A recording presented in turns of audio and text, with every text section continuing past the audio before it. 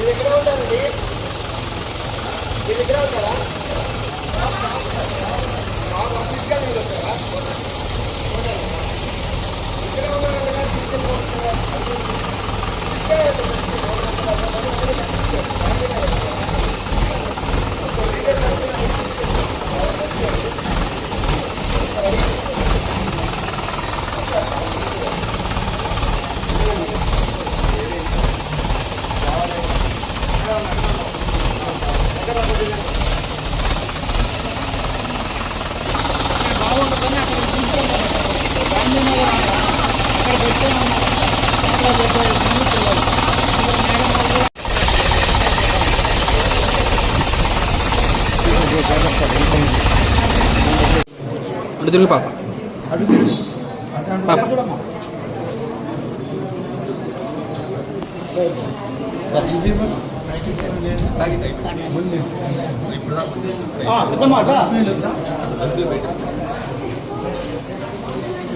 ఏమా నెల రోజులు ఉంటాయి పాలు చెడిపోవు, జాగ్రత్త పెట్టుకోండి.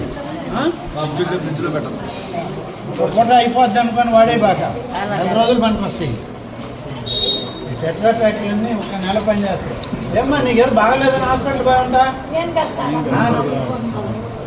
ఇంకొక ఆమె ఎవరు కొట్టారా అండి? ఆల్మూడికే కొట్టాడా? కేసు పెట్టావా?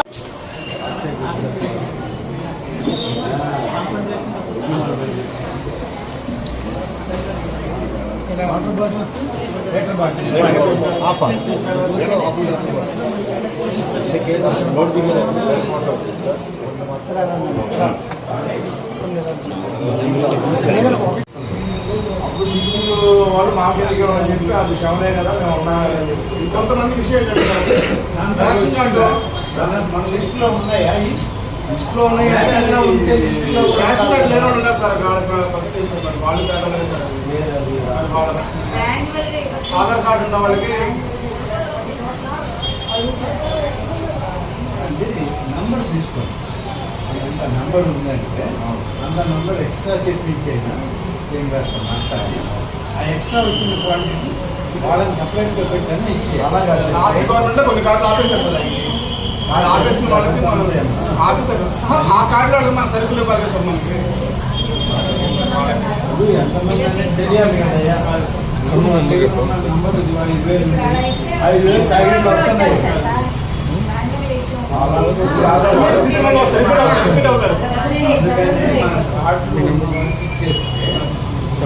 నేను వాళ్ళని ఎంత నంబర్ అని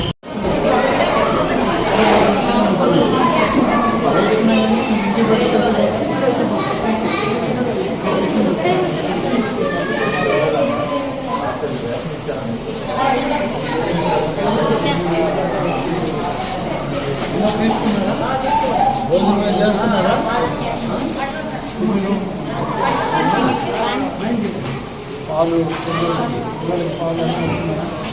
మరి ఇక్కడ ఉంటే కాస్త ఎవరు ఎక్కడ కాస్తున్నారు అంతా కాసేస్తున్నారా? బిస్కెట్లు అవి వచ్చినాయా? బ్రెడ్ పిల్లలకి అందరికీ మంచినీళ్ళు సీతాల్లో ఇచ్చేదాగండి. పొలాయిళ్ళు పట్టుకొని తాగొచ్చు. మీకు కూడా మీ వాళ్ళకి కూడా చెప్పండి. ఒక 2-3 రోజులు పొలాయిల్లో నీళ్లు వస్తున్నాయి, కానీ మనం ఎంత అక్కడ మందు కలిసి ఇచ్చినా దాంట్లో ఇంకా అంత క్లీన్గా లేదు. అందుకని సీతాల్లో మళ్ళీ పంపిస్తున్నాం. ఎందుకు వస్తున్నాయంటే లారీ సీతాలు ఆ నీళ్ళు బాగుండవు కాబట్టి మీరు అందరూ మంచినీళ్ళు తాగాలి. కింద దగ్గర అది పట్టుకెళ్ళి తప్పండి. ఈ నీళ్లు తాగదు. ఇంటి వస్త్రాలకు వాళ్ళు తాగడానికి మాత్రం ఇయ్యేవాళ్ళు. సరే, ఈ దేశాల్లో ఉంటే జాగ్రత్తగా వాడండి. యూజ్ చేయాలి.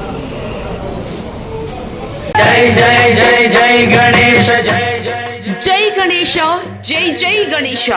నెల్లూరు శ్రీ ఇరుకళ్ళల పరమేశ్వరి అమ్మవారి సన్నిధిలోని గణేష్ ఘాట్ లో ఈ నెల 11వ తేదీ బుధవారం సాయంత్రం సామూహిక గణేష్ నిమజ్జన కార్యక్రమం వైభవోపేతంగా జరుగును.